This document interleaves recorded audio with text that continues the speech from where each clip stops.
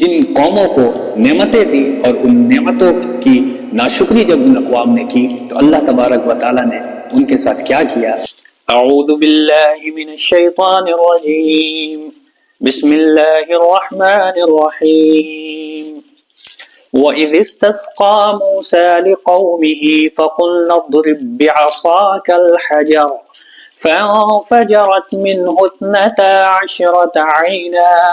قَدْ عَلِمَ كُلُّ أُنَاسٍ مَّشْرَبَهُمْ كُلُوا وَاشْرَبُوا مِن رِّزْقِ اللَّهِ وَلَا تَعْثَوْا فِي الْأَرْضِ مُفْسِدِينَ۔ صدق اللہ العلی العظیم۔ عزیز دوستو، سورۃ البقرہ کا ترجمہ ہم لوگ پڑھ رہے ہیں، اور اس سے پہلے کے رکوع میں یعنی چھٹے رکوع میں ہم لوگوں نے بنی اسرائیل پر اللہ تبارک و تعالیٰ نے جن جن نعمتوں کا نزول فرمایا تھا اس کا تذکرہ ہم لوگوں نے پڑھا، اور اللہ تبارک و تعالیٰ نے ان پر کن کن نعمتوں کا نزول فرمایا اور کتنی آسانیاں اور کتنی سہولتیں انہیں عطا کی تھیں، لیکن ان لوگوں نے اللہ تبارک و تعالیٰ کی نعمتوں کی قدر نہ کی اور اللہ تبارک و تعالیٰ کے احکام کی نافرمانی کی، موسیٰ علیہ السلام کی سنت کی مخالفت کی، تو ان کا کیا انجام ہوا اس کا تذکرہ ہم لوگ سورۃ البقرہ میں خاص طور سے پہلے پارے میں آگے تک پڑھیں گے۔ آج سے 7ویں رکوع کا ہم لوگ آغاز کر رہے ہیں، اس کا ترجمہ ملاحظہ فرمائیں۔ وَإِذِ اسْتَسْقَىٰ مُوسَىٰ لِقَوْمِهِ فَقُلْنَا اضْرِب بِّعَصَاكَ الْحَجَرَ، اور یاد کرو جب موسیٰ علیہ السلام نے اپنی قوم کے لیے پانی کی دعا کی تو ہم نے کہا کہ فلاں چٹان پر اپنا عصا مارو، چنانچہ اس سے 12 چشمے پھوٹ نکلے۔ فَانْفَجَرَتْ مِنْهُ اثْنَتَا عَشْرَةَ عَيْنًا قَدْ عَلِمَ كُلُّ أُنَاسٍ مَّشْرَبَهُمْ، اور ہر قبیلے نے جان لیا اور کون سی جگہ اس کے پانی لینے کی ہے۔ کلو واشربوا من رزق اللہ، اس وقت یہ ہدایت کر دی گئی تھی کہ اللہ کا دیا ہوا رزق کھاؤ پیو اور زمین میں فساد نہ پھیلاتے پھرو۔ ولا تعثوا في الارض مفسدين واذ قلتم يا موسى لن نصبر على طعام واحد، اور یاد کرو اس وقت کو جب تم نے کہا تھا اے موسیٰ ہم ایک ہی طرح کے کھانے پر صبر نہیں کر سکتے، اپنے رب سے دعا کرو کہ ہمارے لیے زمین کی پیداوار، ساگ، سبزیاں، کھیرا، ککڑی، گیہوں، لہسن، پیاز، دال وغیرہ پیدا کرے۔ وَإِذْ قُلْتُمْ يَا مُوسَىٰ لَن نَّصْبِرَ عَلَىٰ طَعَامٍ وَاحِدٍ فَادْعُ لَنَا رَبَّكَ يُخْرِجْ لَنَا مِمَّا تُنبِتُ الْأَرْضُ مِن بَقْلِهَا وَقِثَّائِهَا وَفُومِهَا وَعَدَسِهَا وَبَصَلِهَا قَالَ أَتَسْتَبْدِلُونَ الَّذِي هُوَ أَدْنَىٰ بِالَّذِي هُوَ خَيْرٌ۔ تو موسیٰ علیہ السلام نے کہا کیا ایک بہتر چیز کے بجائے تم ادنا درجے کی چیزیں لینا چاہتے ہو؟ یعنی جو نعمتیں تم کو اللہ تبارک و تعالیٰ کی جانب سے بنی بنائی مل رہی ہیں، آسمان سے نازل ہو کر تم تک پہنچ رہی ہیں، کیا تمہیں وہ پسند نہیں؟ تم اس کے بدلے میں اس سے کمتر چیز کا مطالبہ کر رہے ہو۔ قال اتستبدلون الذی هو ادنی بالذی هو خیر، کیا ایک بہتر چیز کے بجائے تم ادنا درجے کی چیزیں لینا چاہتے ہو؟ اہبطوا مصرا فإن لکم ما سألتم، اچھا کسی شہری آبادی میں جا کر بس جاؤ، جو کچھ تم مانگتے ہو وہاں مل جائے گا۔ یعنی موسیٰ علیہ السلام نے یہ بھی مطالبہ بنی اسرائیل یعنی اپنی قوم کا مان لیا کہ ٹھیک ہے میں دعا کر دیتا ہوں، تم فلاں بستی میں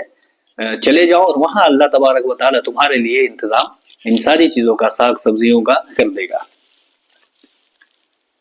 وَضُرِبَتْ عَلَيْهِمُ الذِّلَّةُ وَالْمَسْكَنَةُ وَبَاءُوا بِغَضَبٍ مِّنَ اللَّهِ،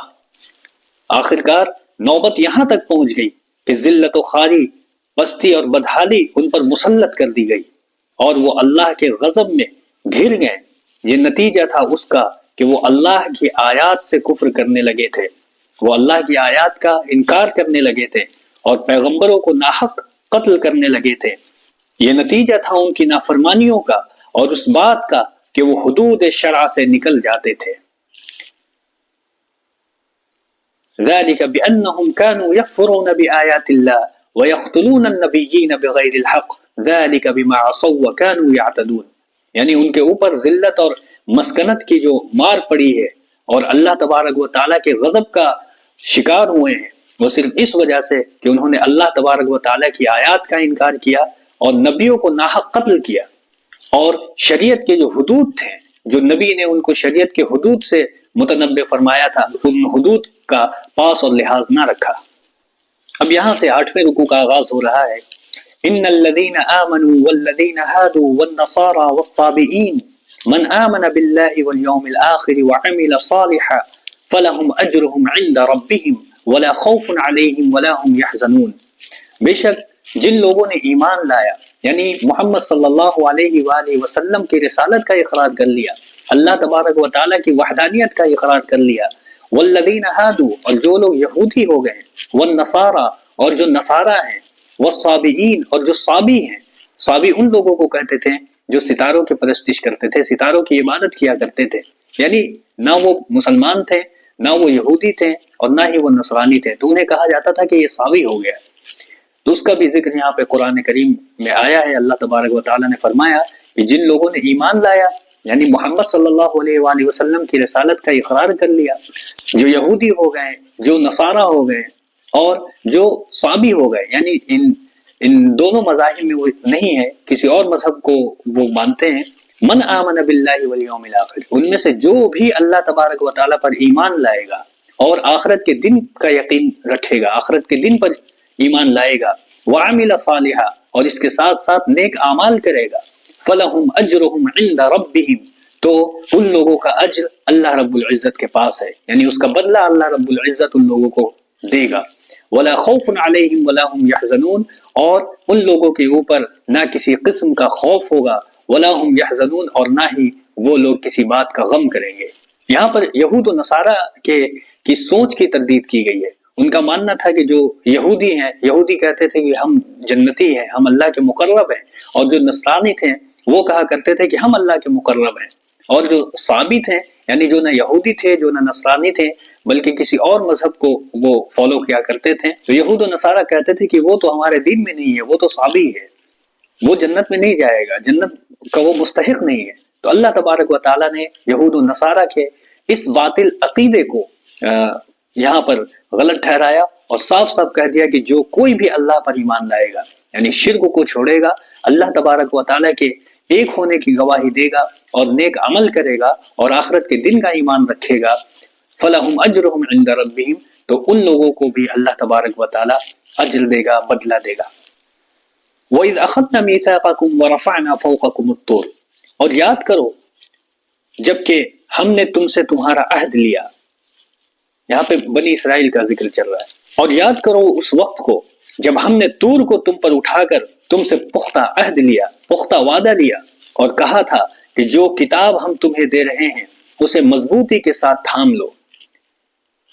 یہاں پر پھر بنی اسرائیل کا ہی ذکر چل رہا ہے، اور اللہ تبارک و تعالیٰ ان لوگوں کو، ان کی قوم کو، یعنی جو یہودی نبی صلی اللہ علیہ وآلہ وسلم کے دور میں تھے ان کو یاد دلا رہا ہے کہ تم یاد کرو اس وقت کو جو تمہارے آباء و اجداد گزر چکے ہیں، ان کے اوپر ہم نے طور پہاڑ کو لا کھڑا کیا تھا اور ان سے عہد لیا تھا، خذوا ما آتیناکم بقوہ کہ جو کچھ بھی تمہیں دیا جا رہا ہے اس کتاب میں، جو بھی احکام ہیں ان سب کو تم مضبوطی سے پکڑ لو، پوری قوت کے ساتھ پکڑ لو، واذکروا ما فیہ لعلکم تتقون اور جو کچھ بھی اس میں مذکور ہے، جو کچھ بھی اس کتاب میں مذکور ہے ان احکام کی پابندی کرو، لعلکم تتقون تاکہ تم تقوی والے اور پرہیزگار بن جاؤ۔ ثم تولیتم من بعد ذلک مگر اس کے بعد بھی تم اپنے وعدے سے پھر گئے، فلولا فضل اللہ علیکم ورحمتہ اور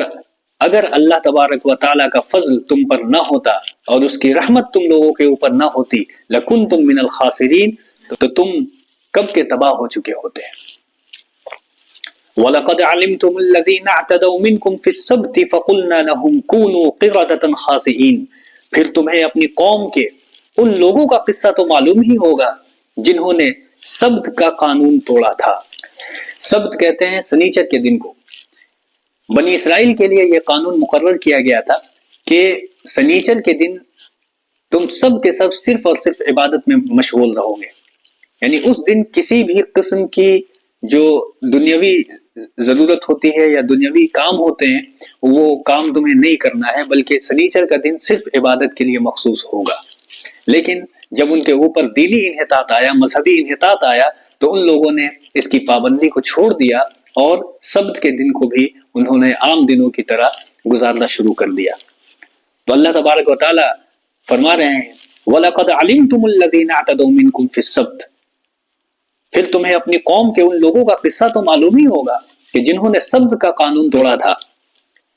فَقُلْنَا لَهُمْ كُونُوا قِرَدَةً خَاسِئِينَ، پھر ہم نے انہیں کہہ دیا کہ بندر بن جاؤ اور اس حالت میں رہو کہ ہر طرف سے تم دھتکارے جاؤ اور پھٹکارے جاؤ۔ فَجَعَلْنَاهَا نَكَالًا لِمَا بَيْنَ يَدَيْهَا وَمَا خَلْفَهَا وَمَوْعِظَةً لِّلْمُتَّقِينَ، اس طرح ہم نے ان کے انجام کو اس زمانے کے لوگوں اور بعد کے آنے والی نسلوں کے لیے عبرت اور ڈرنے والوں کے لیے نصیحت بنا کر چھوڑ دیا۔ وَإِذْ قَالَ مُوسَىٰ لِقَوْمِهِ إِنَّ اللَّهَ يَأْمُرُكُمْ أَن تَذْبَحُوا بَقَرَةً، پھر یاد کرو وہ دن جب موسیٰ علیہ السلام نے اپنی قوم سے کہا کہ اللہ تمہیں ایک گائے ذبح کرنے کا حکم دیتا ہے۔ قَالُوا وَتَتَّخِذُنَا هُزُوًا، تو وہ لوگ کہنے لگے کہ کیا آپ ہمارا مذاق اڑا رہے ہیں؟ قَالَ أَعُوذُ بِاللَّهِ أَنْ أَكُونَ مِنَ الْجَاهِلِينَ، موسیٰ علیہ السلام نے کہا کہ میں خدا کی پناہ مانگتا ہوں، میں اللہ کی پناہ مانگتا ہوں کہ میں جاہلوں کی سی بات کروں۔ قَالُوا ادْعُ لَنَا رَبَّكَ يُبَيِّن لَنَا مَا هِيَ، پھر وہ ان لوگوں نے کہا کہ اچھا اپنے رب سے یہ ذرا پوچھ کر ہمیں بتائیے کہ وہ گائے کیسی ہونی چاہیے۔ قَالُوا ادْعُ لَنَا رَبَّكَ يُبَيِّن لَنَا مَا هِيَ، اپنے رب سے کہیے کہ وہ واضح کر دے کہ وہ گائے کیسی ہو۔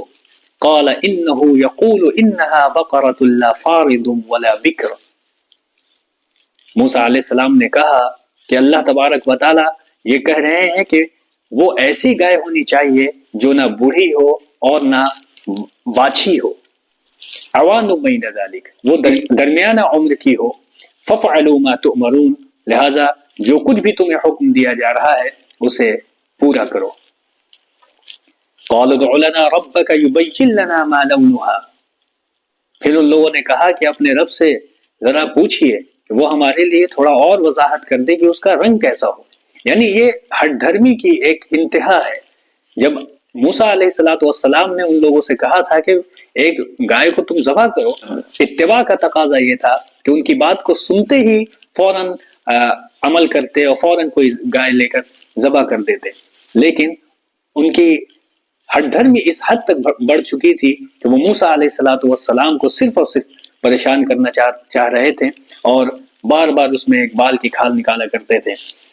اب کہہ رہے ہیں کہ اللہ سے پوچھے کہ اس کا رنگ کیسا ہو۔ قال انه يقول انها بقرة صفراء،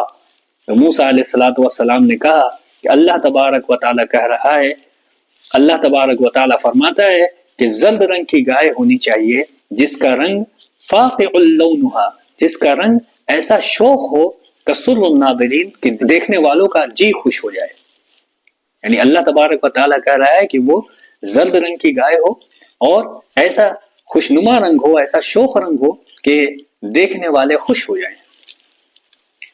قَالُوا ادْعُ لَنَا رَبَّكَ يُبَيِّن لَنَا مَا هِيَ، پھر ان لوگوں نے کہا کہ اپنے رب سے پوچھئے ذرا اور وضاحت ہمارے لیے کر دیں کہ اور کیسی ہو۔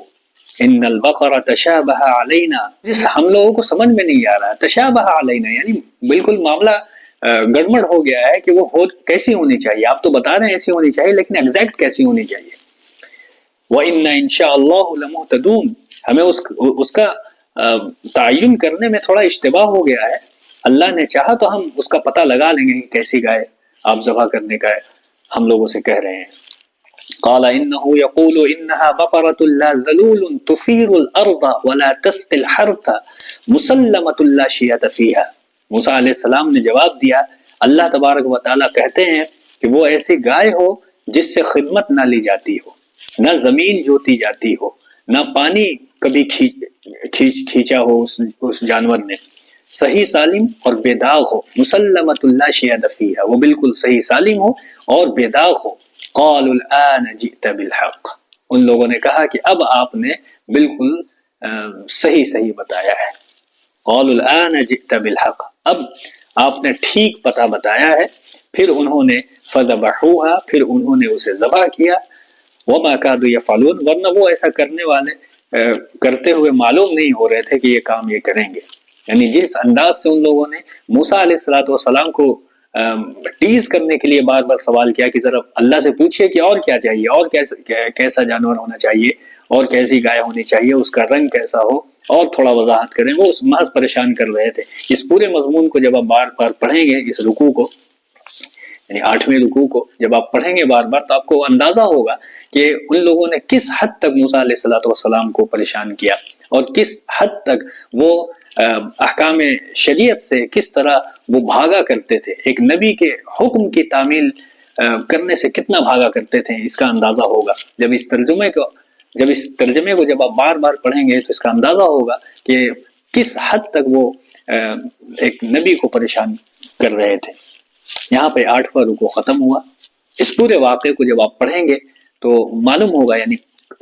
اس سے پہلے 6 رکوع، 7ویں رکوع اور 8ویں رکوع میں، ان تینوں رکوع میں اللہ تبارک و تعالی نے بنی اسرائیل کی جو شرارتیں تھیں اس کا ذکر کیا ہے، یعنی کس حد تک اللہ تبارک و تعالی نے ان کو برداشت کیا ہے، ایک نبی نے ان کو برداشت کیا ہے، کیسی کیسی نعمتیں انہیں اللہ تبارک و تعالی نے دی تھی، اور کس طرح انہوں نے ان نعمتوں کی ناقدری کی، اور کس طرح اپنے دور کے نبیوں کو پریشان کیا، کس طرح حضرت موسیٰ علیہ السلام کو خاص کر پریشان کیا، اور کس طرح اللہ رب العزت نے انہیں جو انسٹرکشن دیا تھا، انہیں جو ہدایات دی تھی، اس کی نافرمانی کی، اور کس طرح اللہ تبارک و تعالی نے ان کے اوپر عذاب مسلط کیا۔ ان سارے واقعات کا تذکرہ اس میں ہے۔ بسا اوقات لوگ ترجمہ پڑھتے ہیں تو یہ سارے واقعات آتے ہیں، وہ سمجھ نہیں پاتے، وہ سمجھتے ہیں کہ یہ ایک تاریخی بات ہے، بس یوں ہی نقل کیا جا رہا ہے۔ ایسا نہیں ہے، بلکہ قرآن کریم میں جو واقعات مذکور ہیں، اس کا مقصد یہ ہے کہ ان واقعات کو پڑھ کر ہم ہدایت لیں، اور ہم سوچیں کہ جب اللہ تبارک و تعالیٰ نے جن قوموں کو نعمتیں دی، اور ان نعمتوں کی ناشکری جب ان اقوام نے کی، تو اللہ تبارک و تعالیٰ نے ان کے ساتھ کیا کیا۔ یہ ہمارے لیے یہ سبق ہے کہ اللہ تبارک و تعالیٰ کی نعمتوں کی ناشکری ہم نہ کریں، اللہ تبارک و تعالیٰ کا ہر حال میں شکر بجا لائیں، اور نبی صلی اللہ علیہ وآلہ وسلم کی جو تعلیمات ہے اسے ہم اپنے دانتوں تلے دبا لیں۔ السلام علیکم ورحمۃ اللہ وبرکاتہ۔